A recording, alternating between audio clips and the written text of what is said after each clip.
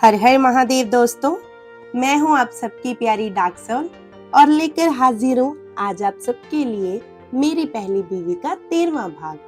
कहानी शुरू करने से पहले आप सबसे रिक्वेस्ट है कि आप मेरे चैनल को सब्सक्राइब कर लें और बेल आइकन को प्रेस कर लें।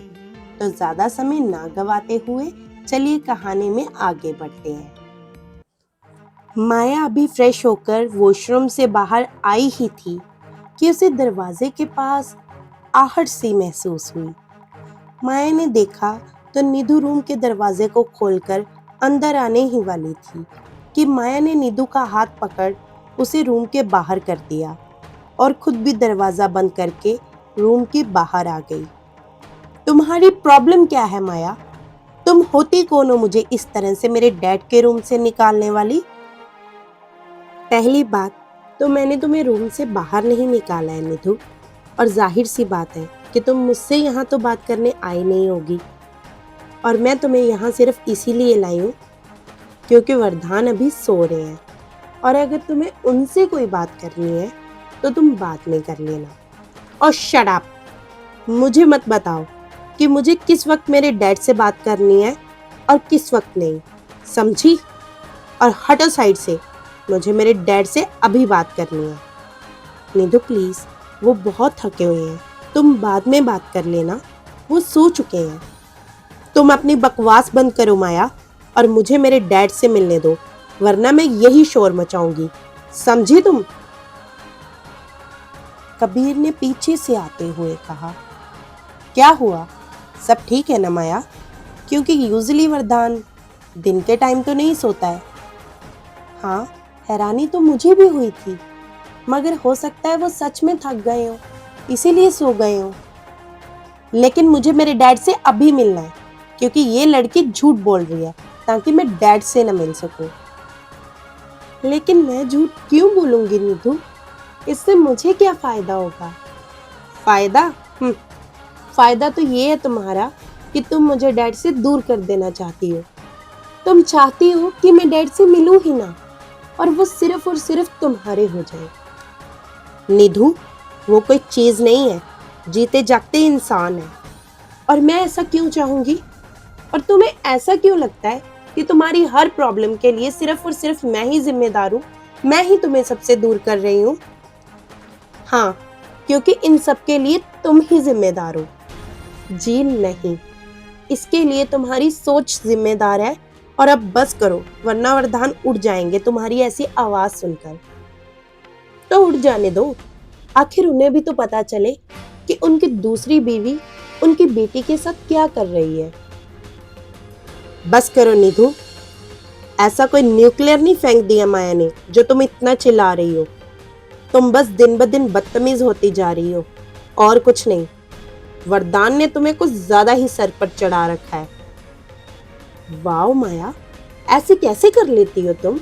I mean कि एक साथ इतने आदमियों को हैंडल कैसे कर लेती हो तुम? अब तो मुझे लगता है बड़ी माँ को भी तुमसे सतर्क रहने की जरूरत है, क्योंकि तुम्हारा तो कोई भरोसा ही नहीं है ना। तुम्हारा दिमाग खराब हो गया निधु, तुम्हें किसी साइकियाट्रिस्ट को दिखाने की जरूरत है। कबीर ने ये बात इतने गुस्से से कही कि डर के मारे निधु की बोलती ही बंद हो गई। तुम मुझे गिरा हुआ कहती हो निधु, लेकिन तुम इतना मत गिरो कि कल को खुद की नजरों से नजरें ना मिला पाओ। यहां से चली जाओ निधु, इससे पहले कि वरदान उड़ जाए और मैं उसे तुम्हारी बदतमीजियों के बारे में बता दूं। And let me I clear you one thing up very clearly, कि वरदान तुम्हारा डैड होने से पहले मेरा भाई है। तो आइंदा से ये बदतमीजी मुझसे मत करना, वरना तुम्हारे लिए अच्छा नहीं होगा। कबीर ने ये बात इतने गुस्से और सख्त लहजे में कही कि निधु बहुत ज्यादा डर गई। से सॉरी टू माया, जल्दी, इससे पहले कि मैं ये भूल जाऊं कि तुम इस घर की बेटी और एक लड़की हो। मैंने कहा अभी इसी वक्त माफी मांगो Nidhu. Sorry, sorry चक्स, and sorry, Nidhu ने माया की तरफ देखते हुए कहा। हालांकि वो माया से माफी नहीं मांगना चाहती थी, मगर उसके पास दूसरा कोई और ऑप्शन भी नहीं था। माया, तुम जाओ, जाकर रेस्ट करो। और हाँ, आइंदा से अगर निधु ऐसी कोई भी बदतमीजी करे तो घर में किसी ना किसी को जरूर बताना, क्योंकि हम उसकी फैमिली है। घर का बच्चा ऐसी बदतमीजियां ना करे, ये हमारी रिस्पॉन्सिबिलिटी है। जी, मैं इस बात का ध्यान रखूंगी। रात के वक्त जब सब डाइनिंग टेबल पर बैठे थे तो वसुंधरा ने वरदान की तरफ देखते हुए कहा, वरदान, सिर्फ 5 दिन बचे हैं निधु और अर्श की एंगेजमेंट में। मैं कह रही थी कि अगर एक बार दोबारा सोच लेते तो। मुझे लगता है कि निधु अभी छोटी है, रिश्ते निभाने की उसे कोई समझ नहीं है। बच्चों की तरह तो अभी वो रूठती है। मेरा मतलब है कि जल्दबाजी में हम कोई फैसला ले लें, अब निभाना तो लाइफ टाइम निधु को ही है ना। डोंट वरी मॉम, ये रिश्ता उसकी मर्जी से हो रहा है। और रही बात मैच्योरिटी की, तो टाइम के साथ वो भी आ ही जाएगी। कबीर ने वरदान की तरफ देखते हुए कहा, पर मुझे लगता है वरदान, तुझे एक बार फिर सोच लेना चाहिए। अरविंद ने जवाब देते हुए कहा, देखो कबीर, अभी तो सिर्फ रिश्ता तय हुआ है और एंगेजमेंट हुई है। शादी में तो हम वक्त डालेंगे ही, और जब एंगेजमेंट हो जाएगी तो उसमें मैच्योरिटी अपने आप आ जाएगी। डैड बिल्कुल सही कह रहे हैं कबीर।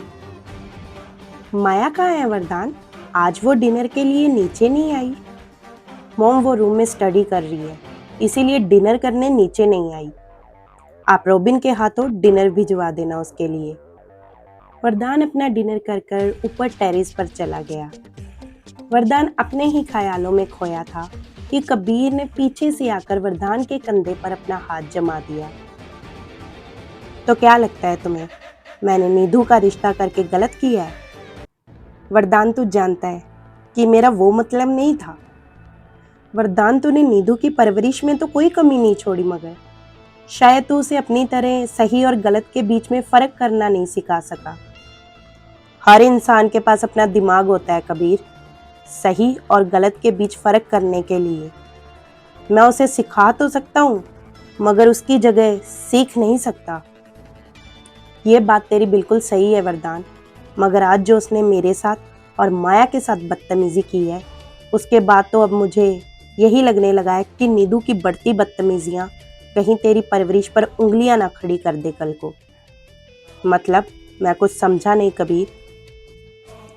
वरदान, मुझे ना जाने क्यों लगता है कि निधु को माया से किसी तरह की इनसिक्योरिटी है।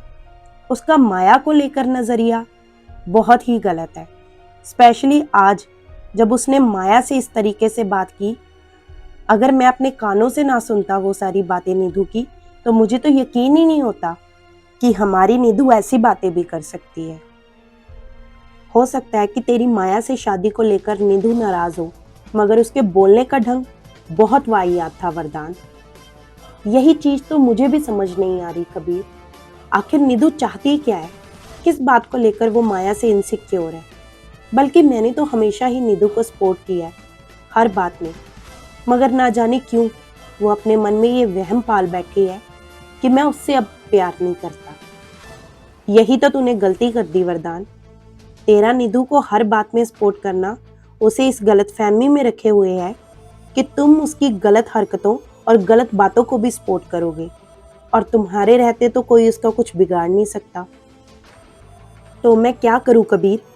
अगर मैं उसकी बात नहीं मानता तो वो मुझसे बहुत दूर चले जाने की बात करती है, और अगर उसकी बात मान लेता हूँ तो अपनी ही नज़रों में दिन ब दिन गिरता चला जाता हूँ। मेरा गलत होना मुझे चैन से मरने नहीं देगा, और कुछ सही करूँगा तो निधु का चेहरा सुकून से जीने। ऐसा लगता है जिंदगी के हाथों की सिर्फ कठपुतली बनकर रह गया हूँ। सच है ना कबीर, मैं चाहे कितना भी निधु की माँ बनने की कोशिश करूँ, लेकिन नहीं बन सकता। अगर आज निहारिका होती तो एटलीस्ट निधु को समझाती कि वो क्या गलतियां कर रही है और उसे क्या करना चाहिए और क्या नहीं। शायद निहारिका की बातों का कोई तो असर होता उस पर। स्पेस, आई थिंक अब तुझे निधु को स्पेस देने की जरूरत है, और इससे पहले कि वो तुझसे दूर हो जाए, तू उसे खुद से दूर कर दे वरदान।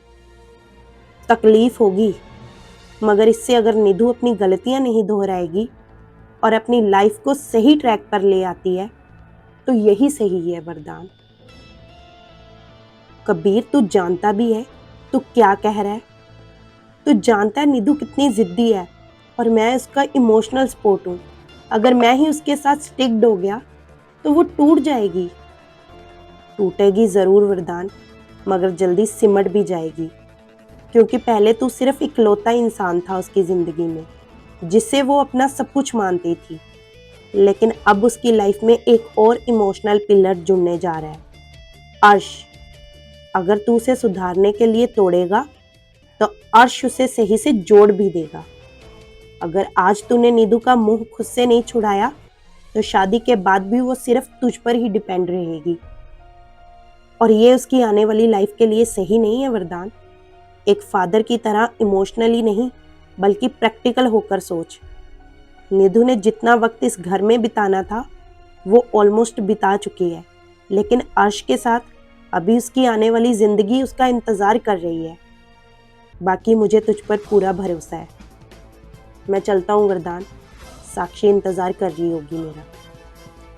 रुक कबीर, मैं भी चलता हूँ। दोनों बातें करते हुए नीचे आ गए और अपने अपने रूम में चले गए। वरदान जब रूम में आया तो माया अभी पढ़ रही थी और उसने अभी तक खाना भी नहीं खाया था। पढ़ना तो माया ने आज क्या ही था, बस एक किताब थी जो खोलकर उसने अपने सामने रखी हुई थी। वरदान ने एक ठंडी सांस भरते हुए कहा, खाना नहीं खाया तुमने अभी तक? माया थोड़ी देर के लिए ऐसे चौंकी जैसे उसे वरदान के आने का एहसास ही ना हुआ हो। रिलैक्स माया, मैंने सिर्फ खाने के लिए पूछा है।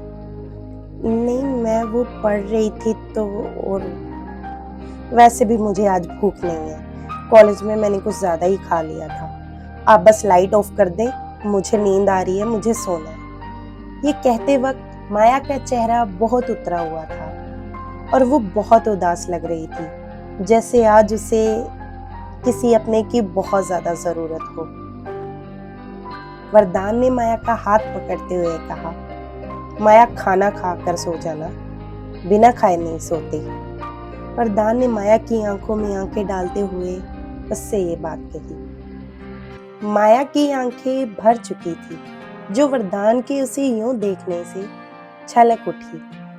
वरदान ने माया की आंखों से आंसुओं को पोंछते हुए कहा, माया प्लीज खाना खा लो। वरदान ने खाने की प्लेट पकड़ते हुए अपने हाथों से चम्मच माया के मुंह की तरफ कर दिया। क्यों? इससे आपको क्या फर्क पड़ता है मैंने खाना खाया या नहीं? आप जाकर अपनी बेटी की फिक्र करिए, उसने खाना खाया या नहीं। और वैसे भी उसने आपको उसकी बजाय मेरी फिक्र करते देख लिया ना, तो कैरेक्टरलेस तो वो मुझे कब का बना चुकी है और ना जाने क्या क्या टाइटल दे देगी।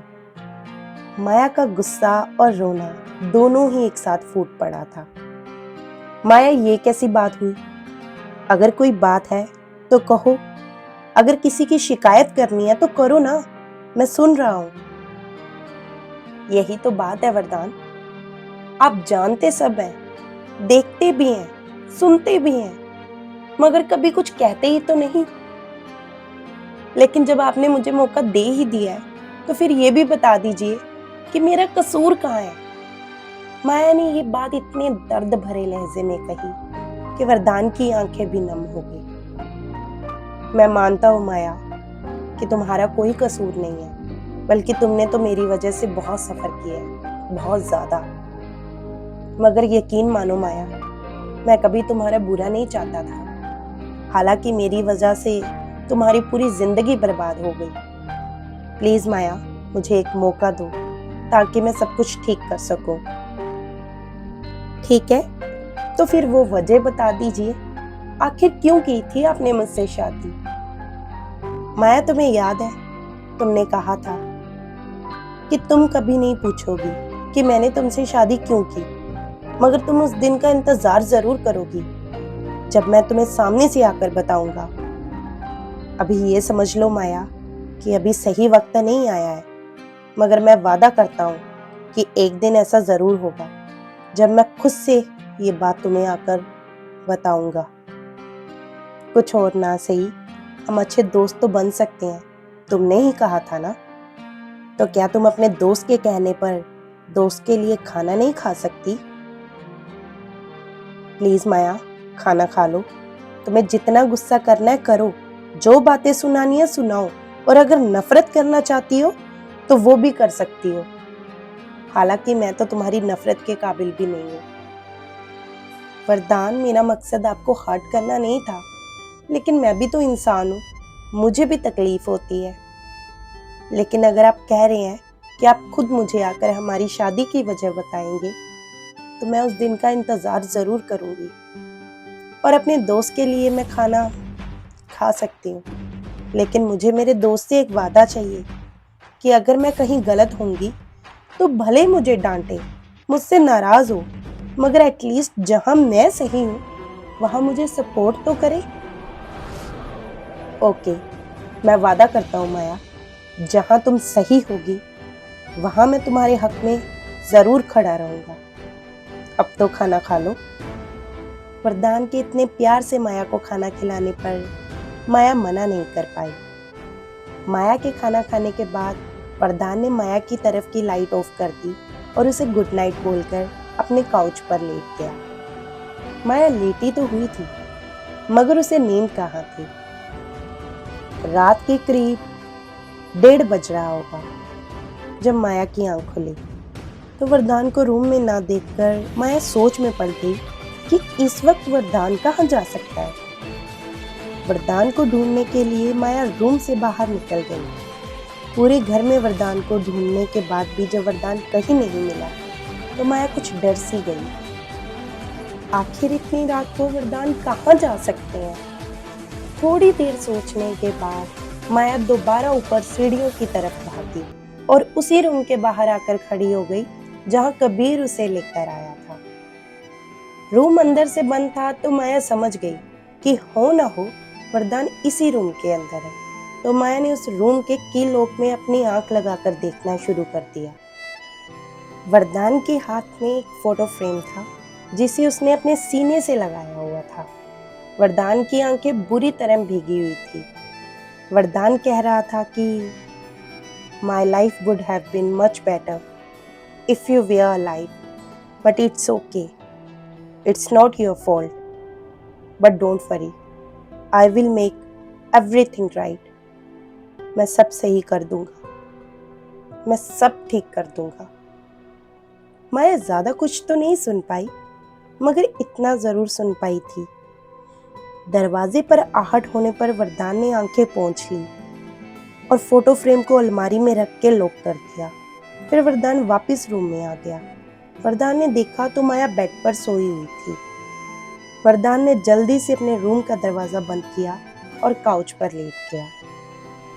माया का दिल तो कर रहा था कि वो वरदान से पूछे, मगर फिर उसकी हिम्मत नहीं हुई। अगले दिन सुबह जब माया की आंख खुली तो वरदान ड्रेसिंग टेबल के सामने रेडी हो रहा था। वरदान रेडी होते वक्त इतना हैंडसम दिख रहा था कि माया बेड पर लेटे लेटे ही उसे निहार रही थी। मुझे पता है मैं बहुत हैंडसम हूँ माया, लेकिन अगर मुझे ऐसे ही देखती रहोगी तो आज फिर तुम्हें डॉक्टर बत्रा का लेक्चर क्लास के बाहर रहकर सुनना पड़ेगा। वरदान ने ये बात हल्का सा मुस्कुराते हुए मिरर में देखते हुए कही। एक मिनट, जरा रुकिए तो। माया अचानक से बेड से उठ बैठी। ओ माय महादेव, क्या हुआ? सब ठीक है ना माया? नहीं, सब ठीक नहीं है। एक बार पहले की तरह थोड़ा सा मुस्कुराना। मैंने आज से पहले आपको कभी मुस्कुराते हुए नहीं देखा, और मुझे तो पता ही नहीं था कि आपके गालों में गड्ढे भी पड़ते हैं। माया ने ये बात इतनी क्यूट वे में कही कि वरदान एक बार फिर हल्का सा मुस्कुरा दिया। उसे गड्ढे नहीं, डिंपल बोलते हैं, और मेरे भी डिंपल पड़ते हैं, मगर तुम्हारे जितने गहरे नहीं। आज तो वरदान का अंदाज ही माया को कुछ बदला सा लग रहा था। अच्छा, तुम जल्दी रेडी हो जाओ, मैं जाते वक्त तुम्हें और निधु दोनों को कॉलेज छोड़ दूंगा। लेकिन आज तो कॉलेज से छुट्टी है कर्नल राणा। माया ने अंगड़ाइयां लेते हुए वापस बेड पर गिरते हुए वरदान से ये बात कही। अटेंशन मिस माया। वरदान ने ये बात इतनी जोर और रोबदार आवाज में कही कि माया बेड से हड़बड़ाकर उठ गई। क्या मजाक समझ रखा है तुमने मुझे? सुनाई नहीं देता? जाओ जाकर फ्रेश हो जाओ। जी अभी जाती हूँ। माया सीधे बेड से उठकर वॉशरूम में 9-2-11 हो गई। वरदान मिरर में ब्लेजर पहनते हुए सर हिलाकर फिर हल्का सा मुस्कुरा दिया। वॉशरूम के अंदर घुसने के बाद माया को एहसास हुआ कि वरदान ने उसकी फिरकी ली है और इसी बात पर माया खुद भी हंस दी। जब माया वॉशरूम से फ्रेश होकर आई तो वरदान लैपटॉप पर कुछ काम कर रहा था। माया आते ही मिरर के सामने खड़ी हो गई और अपने गीले बालों को टॉवल से पोंछने लगी। वरदान, अगर आज आप फ्री हैं तो क्या हम आज शॉपिंग पर चले? वो दरअसल निधु की एंगेजमेंट है तो मेरे पास कुछ खास सामान है नहीं, तो मैं सोच। ठीक है माया, तुम शाम को रेडी रहना, मैं तुम्हें आकर पिकअप कर लूँगा। वरदान ने लैपटॉप पर काम करते हुए माया से ये बात कही। पक्का आप चलोगे? मेरा मतलब है कि कहीं कोई मीटिंग वगैरह तो नहीं? माया ने खुशी से उछलते हुए कहा। ओ मानो, मैं तुम्हारी तरह कोई कंफ्यूज्ड पर्सनैलिटी नहीं हूँ, मुझे सब क्लियर रहता है। तुम देखो कहीं तुम्हारी स्टडी डिस्टर्ब ना हो। नहीं, मैं रेडी रहूंगी शाम को। अब नीचे चलें, सब ब्रेकफास्ट के लिए वेट कर रहे होंगे। हाँ बस 1 मिनट, स्लीपर पहन लूं। अरे वरदान, अच्छा हुआ बेटा तुम लोग आ गए, मैं रोबिन को भेजने ही वाली थी। Good morning everyone. वरदान ने डाइनिंग टेबल की चेयर को खींचकर उस पर बैठते हुए कहा। वरदान, एंगेजमेंट की प्रिपरेशन हो गई बेटा? अरविंद ने वरदान की तरफ देखते हुए पूछा। यस डैड, ऑलमोस्ट हो गई। कल तक रिंग्स भी रेडी होकर आ जाएंगी। तभी नीदू ने आते ही कहा, दादी आज अर्श आ रहा है मुझे लेने शॉपिंग के लिए। नीदू काफी खुश नजर आ रही थी। हाँ तो जाओ, इसमें प्रॉब्लम ही क्या है निधि बेटा? एक्चुअली डैड मेरे कार्ड्स खत्म हो गए हैं, तो क्या आप मुझे अपना क्रेडिट कार्ड दे दोगे प्लीज? हाँ ठीक है ले लो, लेकिन इस कार्ड में 10 करोड़ से ज्यादा की लिमिट नहीं है। वरदान ने अपना क्रेडिट कार्ड निधु की तरफ बढ़ाते हुए कहा। काफी है dad, thank you so much. और निधु वहां से जल्दी से निकल गई। काफी दिनों बाद आज निधु कितनी खुश नजर आ रही है ना मामा? साक्षी ने वसुंधरा की तरफ देखते हुए ये बात कही। मॉम, मुझे ऑफिस के लिए लेट हो रहा है तो मैं निकलता हूँ। और वरदान अपनी जगह से उठ खड़ा हुआ। ऑफिस के लिए निकलते वक्त वरदान और माया की नजरें आपस में टकरा गईं। दोनों ने एक दूसरे को हल्का सा मुस्कुरा कर देखा और माया ने बाय के लिए हल्का सा हाथ हिला दिया। वरदान ने आंखों से इशारा करते हुए अपना लैपटॉप उठाया और ऑफिस के लिए निकल गया। अरमान ने कबीर को कोहनी मारते हुए कहा, भाई आपने देखा क्या? क्या अरमान? कबीर ने खींचते हुए कहा। अरे भाई, माया और वरदान भाई दोनों के बीच कुछ तो हुआ है। अब ये कौन सी आहट है जो दिलों पर हो रही है? ये तो कहानी के साथ ही पता चलेगा। नेक्स्ट पार्ट के लिए कमेंट्स करें, लाइक करें एंड शेयर करें और बने रहें मेरी पहली बीवी के साथ। अगर आपको मेरी ये कहानी पसंद आ रही है तो आप प्लीज़ मेरे चैनल को सब्सक्राइब कर लें और बेल आइकन को प्रेस कर लें। तो चलिए दोस्तों, अब मुझे दीजिए इजाज़त, यानी अपने दोस्त और होस्ट डार्क सोल को। जाने से पहले आप सबके लिए मेरा एक सवाल है कि क्या आप कहानी की प्रेजेंट सिचुएशन से एग्री करते हैं, और अगर नहीं तो क्यों? तो मिलते हैं वीडियो के नेक्स्ट पार्ट में। तब तक के लिए हर हर महादेव दोस्तों। जय हिंद, जय भारत।